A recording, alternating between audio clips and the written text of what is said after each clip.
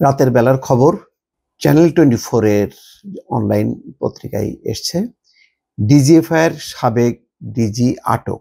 তিনি হচ্ছেন সাবেক প্রধান লেফটেন্যান্ট জেনারেল সাইফুল আলম।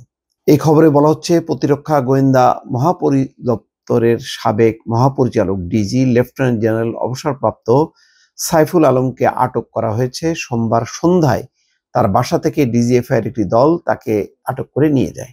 জানা যায় হাসিনার গুম খুনের প্রত্যক্ষ সহযোগী অবসরপ্রাপ্ত এই জেনারেলের বিরুদ্ধে বর্তমান অন্তর্বর্তী সরকারকে অস্থিতিশীল করতে নানা ষড়যন্ত্র গুরুতর অভিযোগ রয়েছে।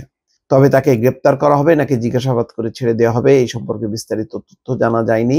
গুমের মামলায় তার বিরুদ্ধে সম্প্রতি গ্রেপ্তারি পরোয়ানা জারি করে আন্তর্জাতিক অপরাধ ট্রাইব্যুনাল। দর্শক, যে কয়জন ডিজিএফআই এর ডিজি কাজ করেছেন শেখ হাসিনার সময়, তার মধ্যে সাইফুল আলম অন্যতম। অত্যন্ত বিশ্বস্ত ছিলেন শেখ হাসিনার এবং শেখ হাসিনার সঙ্গে সরাসরি তার যোগাযোগ এবং নির্দেশনা। ডিজিএফআই এর অধীনে যেই আয়নাঘর অর্থাৎ গোপন আস্তানা, সেখানে বছরের পর বছর বিভিন্ন জনকে, প্রতিপক্ষের লোকজনকে ধরে এনে আটকে রাখার তার অন্যতম হোতা এই সাইফুল আলম সহ আরো কয়েকজনকে ধরা হয়, তার মধ্যে তিনি অন্যতম। দর্শক, এর আগে গত 11 সেপ্টেম্বর মোহাম্মদ সাইফুল আলমকে বাধ্যতামূলক অবসরে পাঠায় সেনাবাহিনী। দেশের ছাত্র জনতার অভ্যুত্থানের পর লেফটেন্যান্ট জেনারেল মোহাম্মদ সাইফুল আলমকে পররাষ্ট্র মন্ত্রণালয়ে ন্যস্ত করা হয়েছিল। তিনি ন্যাশনাল ডিফেন্স কলেজের কমান্ড্যান্ট ছিলেন। এছাড়া তিনি সেনাবাহিনীর কোয়ার্টার মাস্টার জেনারেল, প্রতিরক্ষা গোয়েন্দা দপ্তরের মহাপরিচালক এবং 11 পদার্থক ডিভিশনের জিওসি হিসেবে দায়িত্ব পালন করেন।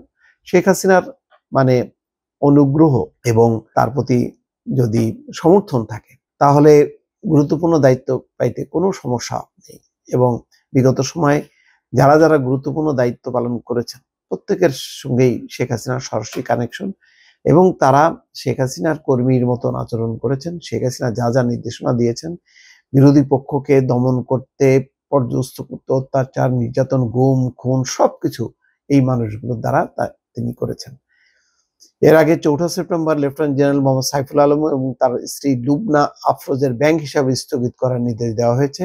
একই সঙ্গে তাদের সন্তান ও মালিকানাধীন প্রতিষ্ঠানের ব্যাংক হিসাবও স্থগিত রাখার নির্দেশ দেয় কেন্দ্রীয় ব্যাংকের আর্থিক গোয়েন্দা বিভাগ, বাংলাদেশ ফিনান্সিয়াল ইন্টেলিজেন্স ইউনিট। যাই হোক দর্শক, এখনো এই খবরটি অন্য গণমাধ্যমে চাউর হয়নি।